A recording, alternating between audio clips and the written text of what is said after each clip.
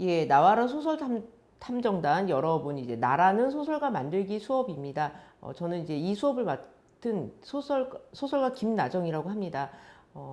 두 번째 수업에서는 이제 여러분이 이제 여러분만의 소설을 어떻게 만들 수 있을지에 대해서 함께 이야기를 나눠보도록 하겠습니다.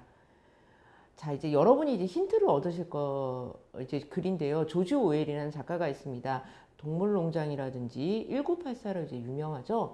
이분이 이제 어렸을 때 내가 어떻게 소설을 쓰게 됐고, 그 다음에 어떤 과정을 거쳐서 소설가가 되었는지에 대해서 쓴 글이 있습니다.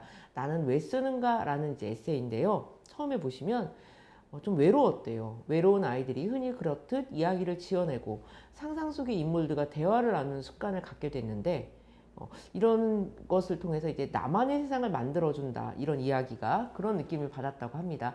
여러분 어렸을 때 다 그러셨을 거예요. 어떤 뭐 인형이라든지 동물이라든지 어떤 사물을 가지고서 막 이야기를 만들어 보죠. 그러면서 뭔가 내 세상을 만드는 듯한 느낌, 그리고 친구가 있어서 좀 덜 외롭다는 느낌을 어렸을 때 받은 적이 있으실 거예요. 그게 이제 소설의 출발점이 되었다고 합니다.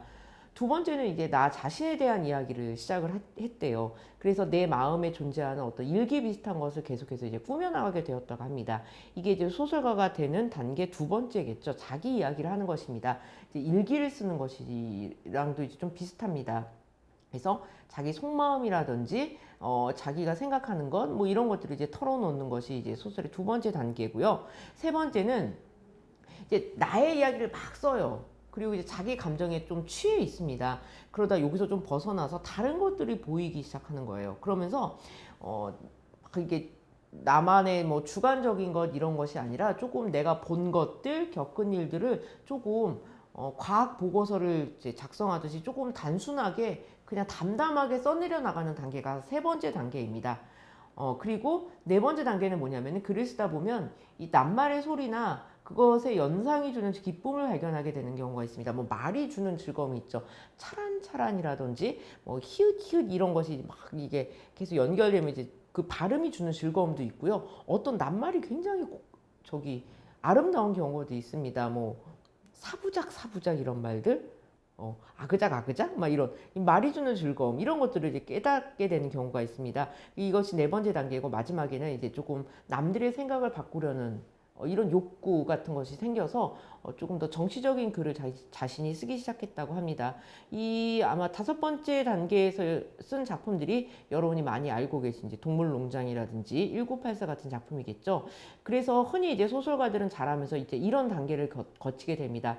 어떤 상상의 이야기 친구들을 만들고 세계를 만든 다음에 자기 이야기를 쓰고 그 다음에 자신에게서 벗어나서 다른 것들에 대한 관심을 갖고 너무 막 화려한 글을 쓰기보다는 그것들을 이제 기록하고 관찰하고 기록하는 단계로 넘어가고 그 다음에 말의 아름다움, 언어의 즐거움 같은 것들을 깨닫게 됩니다. 그 다음에 맨 끝에 내가 가지고 있는 생각이라든지 내가 옳다고 생각하는 것 이런 것들을 드러냄으로써 세상이 조금 더 좋은 쪽으로 발전되기를 바라는 마음 이런 것들을 이제 글로 풀게 됩니다. 그래서 여러분이 이런 단계를 거치는구나. 나는 지금 대략 뭘 하고 있나. 물론 이게 무슨 피카츄도 아니고 진화되는 건 아니에요. 뭐 뒤로 갈수록 더 훌륭해진다 이런 건 아닙니다.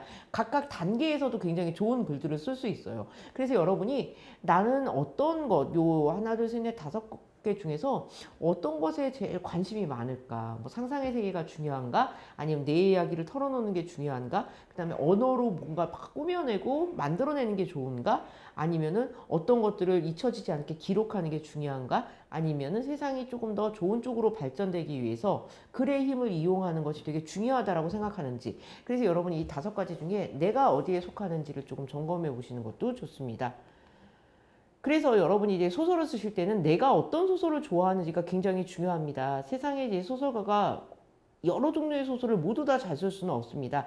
작가마다 굉장히 좋아하는 소설들이 달라요. 어떤 소설가는 이제 로맨스 소설을 좋아하고 어떤 소설가는 역사를 굉장히 좋아합니다. 즐겨 다루고요. 그래서 여러분이 맨 처음에 던져야 될 질문은 나는 어떤 소설을 좋아하는가입니다. 판타지, 뭐 무협, 호러, SF 상당히 많은 종류의 소설 중에 나는 뭘 좋아할까?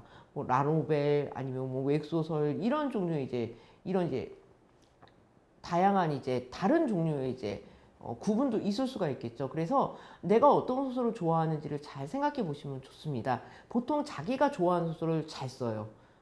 이게 이게 내가 뭘 좋아하지가 되게 궁금하시다면은 여러분 책장에 꽂혀 있는 책을 보시거나 아니면 요 근래에 읽은 책들의 제목을 한번 쭉 한번 적어 보시는 것도 좋습니다. 뭐 의무적으로 읽는 것이 아니라 내가 좋아서 읽은 것 중에 무엇이 있었는지, 그다음에 내가 좋아하는 소설이 무엇인지를 한 5권 정도 적어 보시면 여러분이 어떤 소설을 좋아하고 잘 쓸 수 있는지가 좀 드러납니다.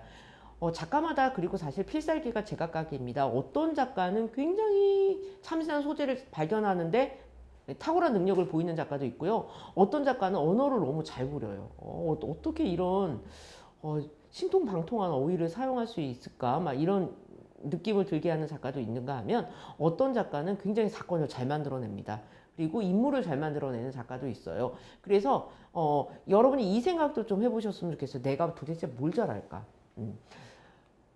사람 내면에 대해서 관심이 많고 이걸 풀어내는데 조금 장점이 있나? 아니면은 굉장히 사건 잘 빵빵빵빵 터트리는 글을 잘 쓰는 친구들도 있어요. 그래서 나는 사건을 되게 흥미진진하게 잘 짜는 능력이 있구나. 그다음에 문장을 굉장히 잘 부려 쓰는구나. 그다음에 사람을 굉장히 잘 그려내요. 아니 세상에 있을 법한 아주 특이한 인물들을 잘 그려내는 사람들이 있어요.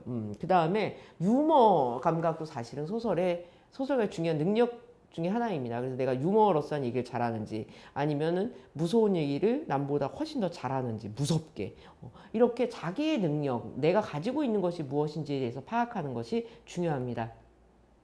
그 다음에 이제 소설에 대해서 얘기하자면 소설은 인간학이라고 얘기할 수가 있어요. 그래서 소설은 인간에 대해서 다양한 것들을 다룹니다. 그래서 여러분이 어떤 것에 관심이 있는지도 조금 짚어보시면 좋겠어요. 그래서 알다가도 모를라. 그러니까 나도 나를 잘 모를 때가 있습니다. 내가 왜 이런 기분이 들지? 그 다음에 내가 앞으로 어떻게 살아야 되지? 그럼 내가 뭘 하면 좋을까? 뭐 이런 여러 가지 이제 의문, 불안 이런 것들이 있습니다. 이것에 대해서 관심을 갖고 이제 정체성을 찾아가는 것, 이것도 이제 소설이 하는 중요한 일 중에 하나입니다. 그 다음에 인간이라는 것은 사람은 사실은 내면을 잘 알 수가 없어요. 다른 사람의 내면을 독심술이 있지 않은 한 그렇기 때문에 다른 사람들의 마음속에 무엇이 있을까? 어떤 것들이 움직이고 있는 것인가? 이것에 대해서 관심을 갖는 것도 소설입니다. 그 다음에 사실은 제일 힘든 것이 인간관계입니다. 그러니까 자꾸 이게 본의 아니게 삐딱해지는 경우도 있고 그 다음에 어떤 사랑에 빠지는 경우도 있죠. 이게 법칙으로 다 적응이 안 되는 이런 묘한 인간의 관계들 이런 것들도 소설이 좋아합니다. 이게 로맨스 소설 이런 걸로 많이 풀어냅니다. 우정을 다룬 소설도 여기에 속하겠죠. 그 다음에 사람답게 사는 것이 무엇인가 이건 소설가들이 굉장히 궁금해하는 것입니다. 우리가 이제 사람답게 산다는 게 뭘까? 이러면 거의 윤리와 철학 문제과도 연관이 될 수가 있겠죠. 그 다음에 사람들이 지금 어떻게 살고 있는가, 지금 이 시대에 여러분이 살고 있는 시대에 사람들은 어떤 상황에 놓여 있고 그 다음에 사회는 어떻게 돌아가고 있는가 이런 것들도 다 관심이 있습니다. 그 다음에 대략 인간이란 것은 어떤 존재인가라는 아주 형이상학적인 문제도 다룰 수 있습니다. 그래서 소설이 무엇을 다루는 것인가 라고 물어봤을 때 우리는 이제 인간의 이런 여러 가지 면들을 다룬다고 할 수 있습니다. 그래서 아까 되어보기가 굉장히 중요하다고 말씀드렸어요. 이거 인간이 아닌 관점으로 이제 세상을 보는 것입니다. 이게 왜 중요하냐면 낯설게 하기가 가능해집니다. 우리가 어떤 사물을 볼 때 맨날 봤던 방식으로 보면 그냥 지나가 버려요. 그런데 색다른 방식으로 다른 존재가 돼서 어떤 것을 보면 굉장히 새로운 이야기가 만들어집니다. 커트 보네것이라는 작가가 있습니다. 제오 도살장이라는 소설이 있는데요. 이 사람이 이제 그 드레스덴에서 이제 폭격을 받았어요. 이제 그래서 굉장히 많은 사상자가 발생했다고 합니다. 이 커트 보네것은 이 사건에 대해서 이제 소설로 써보고 싶었대요. 그런데 이런 이제 그 폭격을 맞은 현장이라든지 많은 희생자 이런 이야기들이 사실은 눈물 아니면 비참, 고통 이런 것들을 위주로 되게 비슷비슷하게만 쓰여졌대요. 그러니까 가슴 아프게도 이렇게 슬픈 사실이 너무 비슷한 방식으로만 계속 다뤄지니까 사람들의 마음을 오히려 움직이지 못하게 되었다고 합니다. 그래서 커트 보네것은 어떤 방법을 썼냐면은 외계인의 눈을 들려옵니다. 그래서 외계인의 눈으로 그 인간의 그 참상을 보게 만들어요. 그러면 이제 되게 놀라운 일이 벌어지는데 인간이 개미를 볼 때 별로 물론 이제 개미가 불쌍하긴 하죠. 이렇게 물에 막 휩쓸려 가고 막 이런 불쌍하기는 한데 인간이 뭔가 고통을 겪는 것보단 덜 불쌍할 거 아니에요. 마찬가지로 외계인이 이제 인간의 참상을 다룰 때 마치 인간이 개미를 보듯이 굉장히 담담하게 씁니다. 근데 오히려 이제 독자들은 인간 이죠. 그래서 이 외계인의 너무나 담담한 정말로 이 서술이 오히려 더 가슴을 아프게 만듭니다. 그냥 뭔가 재고 조사하듯이 막 쓰는 거예요. 그러면은 인간으로서 굉장히 그 글을 보면서 그 담담함에 가슴이 아파지게 됩니다. 이런 식으로 굉장히 다른 존재가 돼서 다른 눈으로 세상을 보면 굉장히 새로운 세상이 보입니다. 그 다음에 그 소설을 쓴 데 있어서 중요한 것은 이제 관찰력입니다. 눈을 활짝 여시고 귀를 이제 세우시는 거죠. 소설가는 일상생활에 잠입한 스파이라고 할 수 있습니다. 굉장히 그 관찰력을 이렇게 남들을 이렇게 가만히 보고 약간 거리를 두고 이렇게 이모저모 봅니다. 소설에 이제 여러 가지 외양 묘사가 나옵니다. 인물에. 그래서 이제 뭐 겉모습을 보기도 하고 그 사람의 말투를 보기도 하고 행동을 자세히 보기도 합니다. 그 다음에 뭐 풍경도 자세히 보고요. 이걸 이제 글로 다 옮겨야 되기 때문에 그런 것들을 자세히 관찰합니다. 예전에 이제 그 학교에서 시험을 봤는데요. 문학 수업의 이제 시험입니다. 선생님의 시험 문제가 뭐냐면 교문에서 이 교실까지 들어올 때 목련 나무가 몇 그루 있었느냐, 이게 시험 문제였습니다. 잘 쓴 사람이 별로 없었어요.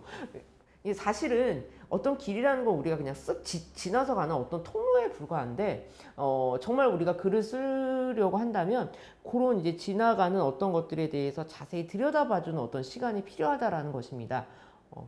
그래서 이제 여러분 이제 묘사, 이제 그 작가가 자기의 머릿속에 있는 것을 이제 독자에게 옮겨주는 것이죠. 글이 막 이렇게 언어로 그려서, 이런 게 이제 소설에서 많이 쓰이는데, 이게 이제 묘사가 굉장한 힘을 가지고 있습니다. 이를테면 그녀는 괴로웠다, 이렇게 이제 말하기로 간단하게 쓰는 대신 소설은 그 인물의 뭐 외양이라든지 막 그다음에 몸짓이라든지 여러 가지 것들을 통해서 그 여자가 괴로운 것을 보여줍니다. 그러면은 굉장히 다양한 이제 독자가 상상력을 발휘하면서 그 인물이 잘 드러나요. 그래서 여러분이 그 어디를 뭐 가시거나 뭐 그다음에 뭘 보게 되시거나 누굴 만나면 그 사람을, 아니면 그 공간을, 그 풍경, 어떤 사물을 좀 자세히 관찰하시고 그걸 언어로 옮겨놓는 이런 작업을 하시면 글쓰기에 도움이 됩니다. 그다음 귀를 쫑기시라는 것은 이제 다른 사람의 말 같은 거에도 귀를 기울이실 필요가 있어요. 사실은 여러분 이제 보시면, 들으시면, 사람들이 이제 말을 주고받는 것이 굉장히 재미있습니다. 그 여러 가지 이제 인생에 대한 다양한 이제 정의도 들을 수가 있겠고, 그 다음에 사람마다 또 말투도 굉장히 달라요. 이런 것들을 이제 생생하게 살려내시면 굉장히 글이 이제 풍성해집니다. 그래서 여러분이 이제 다른 사람들의 말, 그리고 여러분이 들었던 말 중에 인상적인 것들을 이제 메모하시면 좋습니다. 그리고 언어 감각은 중요하다고 했습니다. 제가 이제 소설가의 무기입니다. 언어죠. 그래서 말맛을 여러분이 아시는 것도 좋아요. 그래서 이 단어가 가지고 있는 뜻 같은 거 있죠. 그 다음에 발음 같은 것, 그리고 여러분이 좋아하는 낱말 같은 것들을 자꾸 모아 놓으시고 반대로 싫어하는 낱말들도 모아서 그런 것들을 이어서 이야기를 써볼 수도 있습니다. 그래서 그 뭐 정확한 언어를 쓰는 것도 중요하다고 얘기를 하죠. 맞춤법과 문법입니다. 국립국어원에 들어가시면 이제 이거 굉장히 잘 알려줍니다. 맞춤법이나 문법 같은 경우에는. 그리고 뉘앙스 같은 것들도 파악하시면 좋아요. 뭐 이를테면 목숨과 생명이 사실은 비슷하게 쓰이고 있지만 다른 의미를 가지고 있죠. 목숨은 동물, 특히 뭐 이제 인간에게 해당되는 개별적인 것입니다. 굉장히 구체적인 것이죠. 목숨이라는 말 자체가 사실은 목에 붙어 있는 숨이라는 의미입니다. 근데 생명이라는 것은 사람을 벗어나서 식물이라든지 동물, 어떤 사물에게도 적용될 수 있는 굉장히 폭넓은 개념입니다. 그래서 목숨을 끊는다라는 표현을 쓸 수 있지만 생명은 끊을 수가 없는 것입니다. 왜냐하면 어떤 한 사람이 사라지고 뭔가 하나가 사라져도 생명이라는 큰 어떤 순환 구조, 큰 테두리 안에 있는 것들은 이제 끊어질 수가 없는 것이기 때문입니다. 그래서 여러분이 이런 단어들이 가지고 있는 어떤 뉘앙스의 차이, 이런 것들에도 이제 관심을 가져주시면 더 말을 정확하게 쓸 수가 있겠죠. 그 다음에 아름다운 언어도 중요합니다. 그래서 시집을 읽으시면 굉장히 도움이 많이 돼요. 그래서 여러분이 시집을 읽고 몇 개 마음에 드는, 여러분 마음에 드는 시가 있을 겁니다. 그걸 옮겨 보셔도 좋고요. 그 다음에 노래 가사도 요즘 굉장히 좋죠. 그래서 노래 가사를 좀 내가 적어보고, 그 다음에 그 노래 가사에서 생각나는 것들을 소설로 푸셔도 굉장히 좋습니다. 그래서 이제 우리가 이제 좋은 문장이라고 하면 보통 이제 글을 처음에 쓸 때는 굉장히 뭔가 수식이 많이 되어 있어야 된다고 생각해요. 막 파랑색 높고 구름이 흘러가는 뭐 이렇게 뭔가 많이 붙어 있어야 하늘을 잘 표현한다고 생각하는데 그렇지는 않습니다. 오히려 저 하늘을 굉장히 잘 표현해 줄 수 있는 가장 정확한 말이 무엇일까 이런 것들을 궁리하면 그 하늘이 잘 표현이 됩니다. 그래서 여러분이 표현을 하기 위해서 이제 수식어, 막 꾸미는 말 같은 걸 너무 많이 쓰지 마시고 가장 정확한 걸 하나만 쓰시면 오히려 잘 드러나게 됩니다. 말하고자 하는 바가. 사고력도 중요합니다. 남이 주는 생각을 무작정 받아들이지 않고 자기식대로 세상을 바라보는 눈이 중요합니다. 그래서 그 세상 만사에 약간 물음표를 달아보는 마음가짐. 왜 저러지? 저게 옳은 걸까? 이렇게 이제 한번 생각해 보는 거죠. 그래서 이제 낚시꼬리처럼 물음표를 달아보는 것입니다. 이렇게 겉에서 보는 게 전부일까? 그래서 약간 오지라퍼나 프로 불편러의 느낌입니다. 의문을 제기하고 문제를 제기하는 사람이 소설가입니다. 그래서 사람에 대해서도 사람이 가지고 있는 한계가 있고 그럼에도 불구하고 가질 수 있는 가능성이 무엇인가 이런 것들도 굉장히 고민을 합니다. 뭐 희망이라고도 얘기할 수 있겠고 뭐 굉장히 세상의 어두운 면을 그리면서도 여기서 발견할 수 있는 희망이 무엇인지에 대해서 고민하고 모두가 다 아무렇지도 않다고 생각하는 어떤 사회에 대해서 아주 작은 것에서라도 문제를 발견해낼 수 있는 사람. 이건 이제 생각에서 나오는 것이죠. 이런 것들 이제 소설 쓰는 데 있어서 되게 중요합니다. 그리고 이제 가장 중요한 것은 수집가, 채집가이라는 것입니다. 소설은 단번에 쓰여지지는 않습니다. 여러 가지 것들이 모여서 쓰여집니다. 그래서 여러분이 소설을 쓰실 마음이 있으시다면 뭐 뿐만 아니라 여러 가지 글을 쓰시려면 메모를 자주 하시는 게 좋습니다. 스마트폰에 메모장이 있습니다. 그리고 이제 뭐 그 공책 작은 수첩이라든지 이런 거에도 자꾸 떠오르는 것들을 적어 보시면 좋아요. 낱말 하나라도 좋습니다. 그다음에 이제 버스에서 들었던 흥미로운 이야기 같은 것들을 이렇게 적어 두시면 좋습니다. 그래서 이 메모에 소설 아이디어를 뭐 적는다든지 소설을 채울 내용 같은 거. 그 남자 코 옆에 점이 있었으면 좋겠다. 뭐 이런 것도 쓰셔도 됩니다. 사실은 이런 것들이 모여가지고 소설이 만들어지는 것이거든요. 그 다음에 문장을 채집하시는 것도 도움이 됩니다. 여러분이 이제 글을 읽다가 굉장히 마음에 드는 문장이 있으면 그것도 적어두시는 거예요. 그 다음에 책이 아니어도 뭐 텔레비전에서 본 것이라든지 뭐 엘리베이터에서 봤던 문구가 굉장히 재미있으면 그걸 쓰셔도 됩니다. 그래서 이런 마음에 드는 문장을 이게 수집을 해서 소설을 이게 점점 뚱뚱하게 눈사람을 앓듯이 부풀려 주는 것입니다. 예, 소설가는 이제 읽는 사람입니다. 그래서 여러분 많이 들어보셨겠지만 많이 읽고 많이 쓰고 많이 생각하라 이런 말 있죠. 그래서 다양한 것들을 읽어보시면 좋습니다. 소설이 아니어도 됩니다. 굉장히 폭넓게 아시는 게 좋아요. 그래서 뭐 여러분이 과학에 관심이 있으면 과학에 대한 책, 뭐 그다음에 게임에 관심이 있으시면 게임에 대한 책, 뭐 책이 아니어도 됩니다. 글자는 굉장히 많죠, 이 세상에. 그런 것들을 자꾸 읽어서 여러분의 이제 창고를 채워가시는 겁니다. 특히 이제 여러분이 소설을 쓰시려면 여러분의 스승은 도서관 8번대에 꽂혀 계십니다. 문학 코너죠. 그래서 러시아, 뭐 그리스, 한국, 독일, 프랑스, 네덜란드 뭐 각국의 소설들이 꽂혀 있습니다. 이것들이 이제 마음에 드는 것들을 읽어보시면 이것이 가장 큰 힘이 됩니다. 그리고 이제 소설을 읽으실 때 독자로 그냥 읽는 게 아니라 조금 작가로 읽으실 필요가 있어요. 그 작가로 읽는다는 건 뭐냐면 이걸 읽고서 와 감동받았다, 와 재미있다 이렇게 보는 게 아니라 잠깐만 이런 장면 구성은 되게 좋은데 출발을 이렇게 했구나. 인물이 이런 대사를 이렇게 짧게 치니까 되게 좋다. 이런 식으로 방법을 조금 배우고 싶다. 방법 중심으로 이제 소설을 읽으시면 도움이 더 많이 됩니다. 우리가 보통 그냥 독자로서 글을 읽을 때는 소설을 읽을 때는 왓에 중점을 둬요.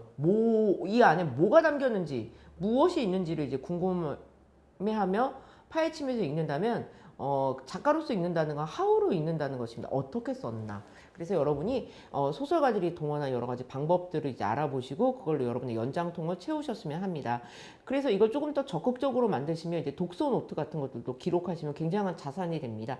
작품을 분석하는 여러분 나름의 이제 이 작품의 장점, 단점, 아쉬운 점, 그 다음에 인상 깊은 구절, 그다음에 본받을 점 이런 것들을 이제 여러분이 짧게 여러분 나름의 방식으로 기록해 두시는 겁니다. 그 다음에 잡식성 독자, 제가 아까 말씀드렸듯이 여러 분야에 대한 남독, 막 넘치게 읽는다는 의미입니다. 그리고 이제 이 음악을 듣거나 아니면 그림을 보거나 이런 이제 다른 예술 작품에 대한 관심이 많아도 좋습니다. 그래서 다양한 이제 여러분이 소설을 쓰실 때 필요한 여러 가지 것들을 이제 갖춰 놓으시면 도움이 됩니다. 그리고 이제 쓰고 쓰는 사람이라고 말씀드렸는데요. 사실은 소설 제일 잘 쓰는 소설은 중요한 것은 끝까지 일단 써보는 것입니다. 우리가 이제 소설을 끝까지 쓰는 것이 조금 어려워요. 길기 때문에. 그래서 어떻게든 끝까지 한번 써보시는 겁니다. 쓰다가 잘 안 되고 잘 안 풀리는 부분은 그냥 이렇게 괄호로 묶어두셔도 돼요. 여하간 끝을 한번 내보는 것입니다. 그리고 이제 초고를 쓰실 때는 잘 쓰려고 하지 마시는 게 되게 중요해요. 그냥 한번 써본다라고 생각하시면 제일 좋습니다. 초고는 무턱대고 끌리는 대로 막 써보는 것입니다. 일단 초고는 글을 쓴다고 생각하지 마시고 자기 머릿속에 있는 것들을 끄집어낸다라고 생각하시는 것이 훨씬 더 좋습니다. 다행히 이제 초고가 있는가 하면 작가에게는 퇴고라는 것이 있습니다. 그래서 이 초고 작품을 가지고 와서 이것을 어떻게 배치를 하고 문장을 어떻게 다듬을 것인지 이런 것들을 이제 궁리하면서 작품을 계속 쓰기보다는 만들어 간다라고 생각하시면 됩니다.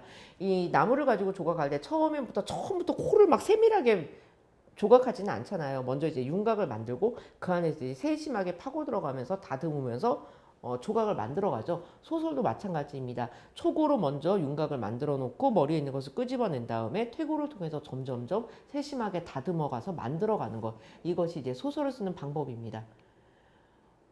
소설을 쓸 때 여러분이 이제 제일 중요한 것은 자기가 쓸 수 있다고 믿어주는 것입니다. 남들이 다 안 믿어도 나는 믿어줘야 합니다. 실제로 쓰면 쓸수록 느는 것이 소설이고요. 그리고 이제 재능이 있느냐 없느냐에 대한 뭐 질문 같은 것들을 하게 되겠죠. 근데 재능이라는 것은 놓지 않고 버티는 능력입니다. 계속 쓸 수 있는 능력이죠. 좋아야 계속 쓸 수 있어요. 근데 그렇죠. 어떤 농구 선수가 이런 말을 했대요. 농구가 불법이라면 나는 무기징역을 살겠다.